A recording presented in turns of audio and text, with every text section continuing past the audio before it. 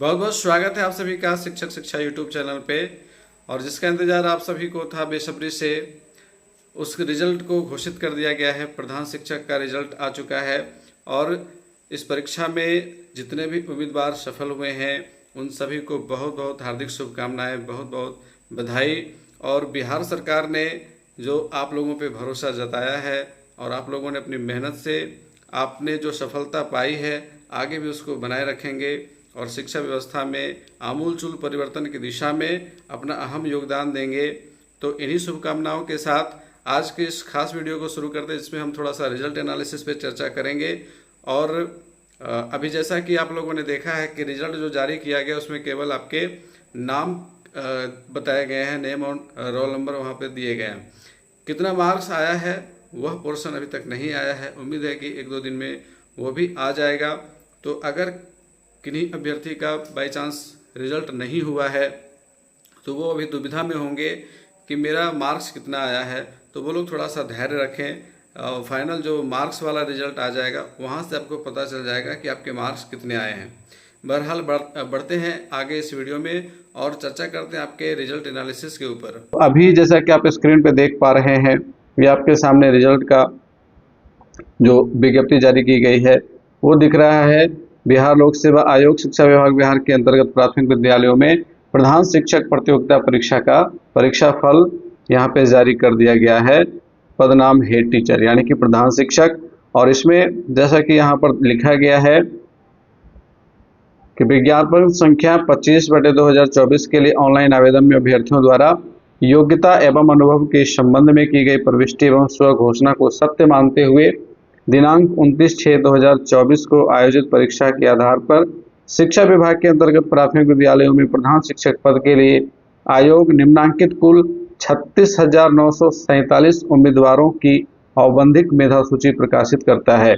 तो ये औबंधिक मेधा सूची प्रकाशित कर दी गई है, यानी कि इसमें जितने भी अभ्यर्थी शामिल हैं उन सभी का रिजल्ट हो गया, वे लोग प्रधान शिक्षक की परीक्षा में पास हो गए हैं। आप यहाँ पे अपना रोल नंबर के अकॉर्डिंग या फिर अपने नेम के अकॉर्डिंग भी रिजल्ट चेक कर सकते हैं।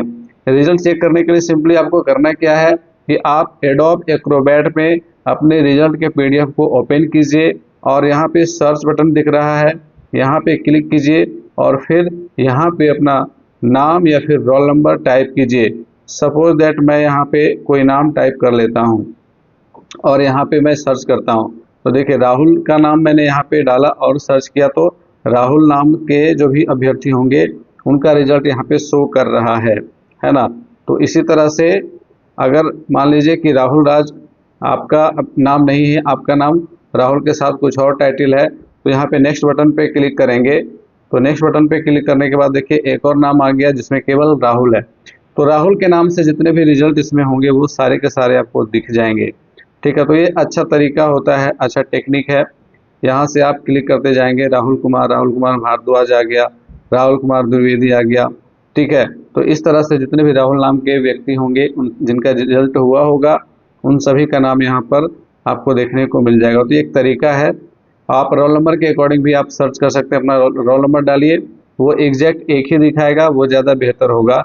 तो सिंपली आप अपना रोल नंबर डालिए, रोल नंबर डाल करके सर्च बटन पे क्लिक कीजिए तो सीधे सीधे आपका रिजल्ट यहाँ पर दिख जाएगा। और बात करेंगे सबसे लास्ट में जो बातें यहाँ पे की गई हैं रिजल्ट के, उसके ऊपर चर्चा करेंगे। और यहाँ पर देखिए जो बातें की गई हैं, नोट पॉइंट यहाँ पे बताया गया है कि उपयुक्त परीक्षा फल सामान्य प्रशासन विभाग के पत्रांक इतना और दिनांक इतना के आलोक में CWJC नंबर, ये जो माननीय उच्च न्यायालय पटना द्वारा दिनांक इतना को पारित आदेश के विरुद्ध बिहार सरकार द्वारा माननीय सर्वोच्च न्यायालय नई दिल्ली में SLP जो दायर किया गया था, तो इसके ऊपर जो केस चल रहा है उसके अकॉर्डिंग कहा जा रहा है कि अन्य सदृश वादों में पारित आदेश के फलाफल से प्रभावित होगा। यानी कि जो वहाँ सुप्रीम कोर्ट से आदेश आएगा उसके फलाफल से प्रभावित हो सकता है, तो इस चीज़ को ध्यान में रखना है। दूसरा नोट पॉइंट है कि बिहार प्रारंभिक विद्यालय प्रधान शिक्षक नियमावली 2024 के आधार पर प्रकाशित विज्ञापन संख्या 25/2024 के आलोक में आयोग द्वारा तैयार औपबंधिक मेधा सूची में सम्मिलित अभ्यर्थियों द्वारा योग्यता से संबंधित दावे की सत्यता की जांच प्रशासनिक विभाग अपने स्तर पर करने के पश्चात नियुक्ति की कार्रवाई करेगा। तो जो लोग निर्धारित योग्यता धारण करते हैं उनका सबसे पहले तो काउंसलिंग के दौरान सर्टिफिकेट वेरिफिकेशन होगा, और सर्टिफिकेट वेरिफिकेशन में यदि वे लोग सही पाए जाते हैं तभी उनकी नियुक्ति इस पद के ऊपर होगी, यानी कि प्रधान शिक्षक वो बन पाएंगे।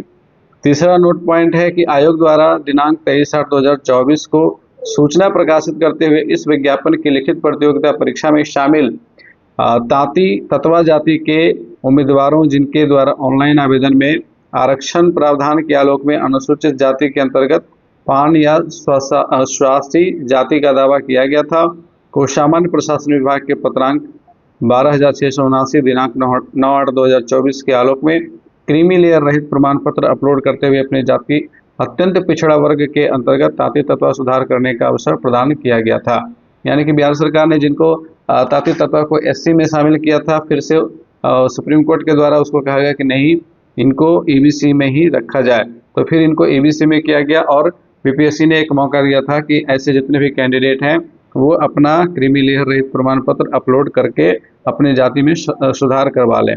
तदनुसार कोटि या जाति में सुधार करने वाले उम्मीदवारों को अत्यंत पिछड़ा वर्ग में मान्य करते हुए परीक्षा फल की कार्रवाई की गई है। तो ऐसे अभ्यर्थियों को ईबीसी में शामिल करके यहाँ पर रिजल्ट जारी किया गया है।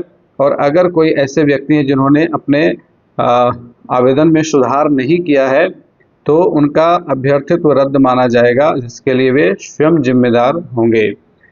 आगे बात करते हैं कट ऑफ की। एक पॉइंट और यहाँ पे लिखा हुआ है कि लिपिकीय या टंकन भूलवश हुई किसी त्रुटि के कारण परीक्षा फल में संशोधन हो सकता है।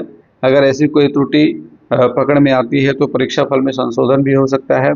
उक्त परीक्षा फल में आरक्षण कोटिवार कट ऑफ निम्नवत है, और आप जैसा कि यहाँ पे देख पा रहे हैं अनरिजर्व्ड कैटेगरी की कट ऑफ 67 गई है, कट ऑफ मार्क 67, ठीक है।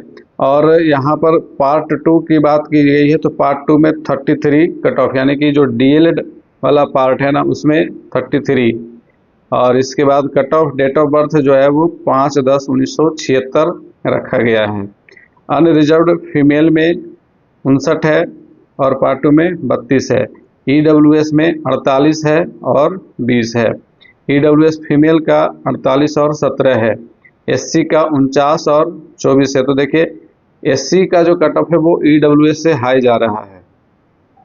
इसके बाद एससी फीमेल 48 और 18, फिर एसटी 48 और 23, एसटी फीमेल 48 और 21, ईबीसी का 59 और 27, और ईबीसी फीमेल का 59 और 22 है।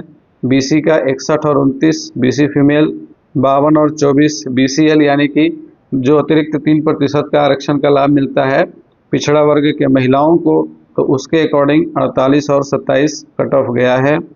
फिर डिजेबल्ड वालों का कट ऑफ यहाँ पर आप देख सकते हैं। वीआई का 48-19 है, डिजेबल्ड डीडी 48-22 है, ओएच 52-25, एमडी 48-28, और grand child of x freedom fighter जो भी पूर्व स्वतंत्रता सेनानी हैं उनके जो ग्रैंड चाइल्ड हैं उनका कट ऑफ 48 और 24 रखा गया है।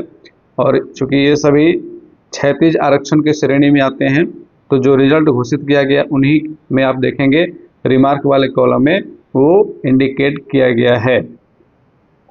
तो अब एक और बात पे चर्चा करेंगे हम। आपका जो रिजल्ट घोषित किया गया है तो इसमें कौन से कैटेगरी में कितना रिजल्ट आया है इस पर भी चर्चा कर लेते हैं। तो जैसा कि आप यहाँ पे देख पा रहे हैं जनरल कैटेगरी में टोटल सीट्स की संख्या थी 15,180, ठीक है। पहले तो 40,000 वाला सीट आया था, फिर उसको घटा करके कम कर दिया गया है ना। तो कम करने के बाद जो वास्तविक सीट थी उसमें जनरल की कुल संख्या 15,180 थी, जिसमें रिजल्ट हो गया आपका 14,696 का, ठीक है। यानी कि 484 सीटें ही केवल बच पाई हैं जनरल कैटेगरी में। ईडब्ल्यूएस की बात करें तो 3,791 टोटल सीट्स की संख्या थी, जिसमें रिजल्ट हो गया 3,344, 447 सीट यहाँ पे बच गए। इसके बाद एससी में 6,069 सीटों की संख्या थी, जिसमें पूरा का पूरा रिजल्ट हुआ है, ठीक है। 6,069 रिजल्ट दिया गया है। एसटी में 393 टोटल सीट्स थे, जहाँ 328 रिजल्ट दिया गया है, यानी कि 65 सीट यहाँ पे बच गया। इसके बाद ईबीसी की बात करें तो 6822 में 6822 रिजल्ट दिया गया, एकदम एक भी सीट यहाँ पे खाली नहीं रखा गया है। बीसीबीएम भी 4549 में 4549 का रिजल्ट और बीसीएल में 1139 में 1139 का रिजल्ट यहाँ पर दिया गया है। तो इस तरह से आप देख सकते हैं कि कुल जो टोटल बचे हुए सीटों की संख्या है वो है 996, केवल 996 सीट्स बचे हुए हैं, बाकी सारे सीटों पे रिजल्ट घोषित किया गया है। तो एक बहुत अच्छा कदम उठाया गया है सरकार के द्वारा कि सीटों को बहुत ही न्यूनतम रखा गया है, अधिकांश सीटों को भरने की कोशिश की गई है और इसी वजह से कट ऑफ बहुत लो रखा गया है। और जितने भी अभ्यर्थी सफल हुए हैं, एक बार फिर से आप सभी को बहुत बहुत हार्दिक बधाई, बहुत बहुत शुभकामनाएं। और आप लोगों से बिहार की शिक्षा व्यवस्था को बहुत सारी उम्मीदें हैं।